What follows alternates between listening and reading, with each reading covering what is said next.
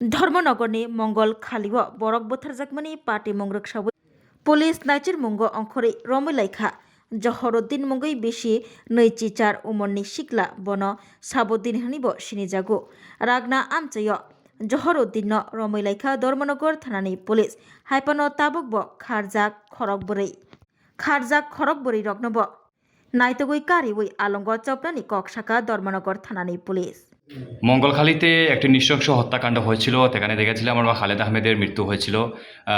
দীর্ঘদিন থেকে আজকে কয়েকদিন থেকে সেই প্রসেসিং চলছিল। আজকে আমরা দেখেছিলাম যে একজন আসামিকে গ্রেফতার করা হয়েছে। তো মূলত কিভাবে গ্রেফতার করা হলো এই বিষয়টা আপনি একটু জানাবেন আমাদের। আমরা ঘটনার পর থেকেই তো আমাদের ইনভেস্টিগেশন চালু হয়েছিল।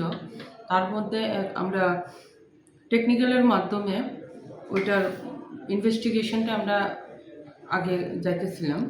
এর মধ্যে আজকে প্রায় 9:30-10টা নাগাদ আমরা একটা ইনফরমেশন পেয়েছি, সিক্রেট ইনফরমেশনে, যে রাগনা দিদিকে একজন ওই কেস সংক্রান্ত একটা আসামি দেখা গেছে।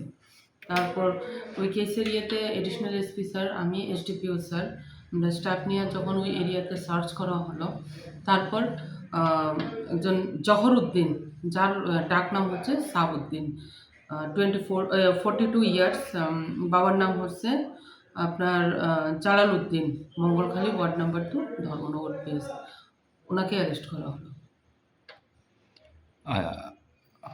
আচ্ছা, এই ঘটনার মূলে আমাদের ধর্মনগর পিএসে 2026-এর 17 নম্বর কেস, 21 তারিখ 21/3/26, আর সেকশন হলো 351+3, 126+2, 109+1, 118+2 and 3+5 of BNS 23।